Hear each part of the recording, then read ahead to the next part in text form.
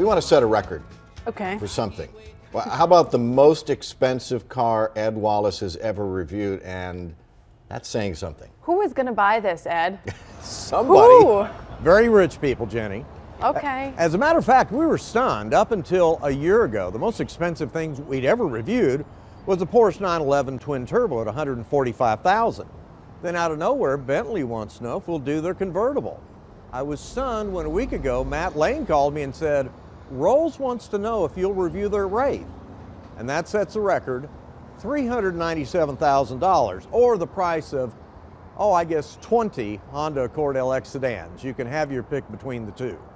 For many decades, Rolls-Royce actually didn't impress me. They sold about 1,000, 1,100 cars in a really great year, and if you'd driven the Rolls of the 60s and 70s, they just weren't all that. Well, since the company went over to BMW over a decade ago, the cars have gotten way cooler. They still have that British heavy feel to them, but they're maneuverable, they're quiet. In fact, in terms of noise level, this is a V12 with 624 horsepower, but I checked the dB levels in it. A really quiet car is 65 dBs going down the road. Think of BMW 7 Series, a Mercedes S-Class, a Lexus LS. This one puts out literally 53 dBs. You can whisper in the front seat and the commoners in the back can hear everything you're saying. Now, all that being said, this car comes with suicide doors on it, but look at the easy access to the interior. It's got to be the easiest entry and exit car I've ever seen. Plus, and this is an option, if it's raining, it comes with umbrellas right here as you get out of the car. In fact, I was looking at the list of options on it because there's $100,000 worth. The umbrellas are $700. The headliner has stars in it at night when you get into the car. That's $6 grand. The Spirit of Ecstasy that's lit, $3,800. And the Tudor oak wood on the inside, 10 grand.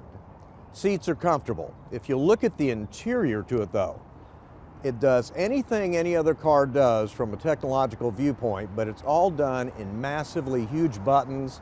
You don't even have to open up the owner's manual to see how everything works in it. Now, again, these doors are so large that if you're sitting inside the car, unless if you're 6'7", you can't reach outside to pull it shut.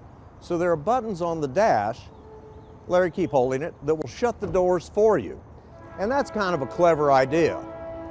In the back, the trunk, while the opening, because it's tapered in the back, is not all that great, although there's some good distance here, it goes way back in there, so you could load a ton of stuff in it.